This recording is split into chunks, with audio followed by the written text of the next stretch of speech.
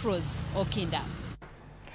Ramogi Riwruoge auchiel ma ok mag piny owacho dwaro ni migawo mar somo ket ayanga kaka omenda mochiw ne chenro mag somo e pacho ka ibiro tigo anyate chopo dwaro mar okumba mar thieth ne nyithinde skunde ma pacho ka. Chiemo machual ne jopuonjre skunde go kaachiel gedo mag klese mag junior secondary ndiko jopuonje kind mamoko. Kaka Judith Omoni leronwa jokanyo mag riwruoge koni gin tiere kod to ni omenda go biro chopo dwaro mag nyithindo ka gisebedo ka gikwayo. Ne gitwake boma Nairobi manase matin ne 24 to migawo mar omenda gula yanga budget mar hiko omenda 2023-2024. Matin ne seche 24 to migawo mar omenda keto ayanga budget mar hiko omenda 2023 kod 2024. Riwruoge mar auchiel ma ok mag piny owacho kama oting'o Child Fund, Plan International kaachiel kod Save the Children e kind mamoko koro dwaro mondo mi komiti mar somo mar od bura oti machiegni kod migawo mar somo e keto ayanga kaka ibiro ti kod omenda ma ochwal ne migawo mar somo e chopo dwaro mag nyithindo kama oriwo keto e ler ni chiemo ma ichwalo ne skunde biro romo jopuonjre adi to e kinde mane, loso somo manono e skunde primary ne jopuonjre ma odakie kuonde ma ongore, bero somo mag jopuonjre man kod ng'ol, gedo mag klese mag junior secondary, ndiko negi jopuonje kind mamoko. Riwruoge gi koni gin kod toni omenda ma uchiwgi biro romo dwaro mag jopuonjre, gino makoro dhirogi mondo migi jiw migawo mar somo mondo chiw ler ewi kaka gibiro pogo omenda go e kidienje ma opogore mar chopo dwaro mag jopuonjre.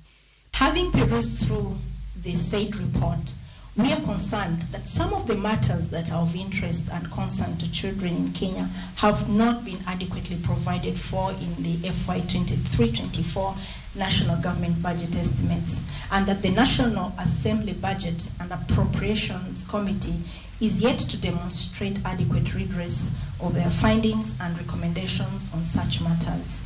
Obviously, when the government allocates budget for health insurance for children in high school, that budget is based on number of people.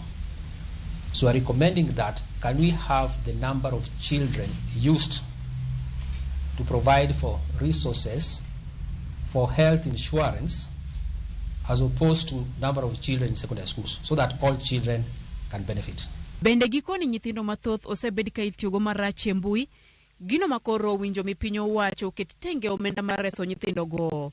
Kaluwore kod lipot mane otim kod Save the Children higa mar 2021, atamalo 67 mar nyithi Kenya tiyo kod mbui, atamalo 7 osemi pesa mondo mi gigol duge gi e mbui, ka atamalo 3 to osebuog mondo mi oriwre e terruok kokalo e mbui. E higa mar 2022, piny owacho ne oloso chenro mar higni 5 mar rakruok gi rocho ratich nyithindo kokalo e mbui mane owinjo bed ni muonyo omenda mar bilion 1.9. Gikoni onge ranyisi ni budget ma higa ni oriwo mar tayo chenro no ma winjo tanya ka higa mar 2026. We note that there has also been inadequate financial resourcing to facilitate children's rights in the digital environment. The Directorate of Children's Services developed a 5-year costed national plan of action to tackle online child sexual exploitation and abuse 2022-2026 to be implemented at a cost of 1.9 billion. Whereas FY 23-24 budget process commenced at a time when the National Plan of Action to tackle OXEA was already developed, there is no evidence in the government budget estimates for FY 23-24 to demonstrate that there are allocations to implement. A budget mar hiko omenda 2023-2024 maromo bilion 147 chwal ne somo mag skunde primary kod secondary, sekta mar jagoro ma ongirore migawo mar somo Belio Kipsang. Mae omenda ma ibiro pogi mar chopo dwaro mar riwruoge gi eki. Judith Omoni, Ramogi TV.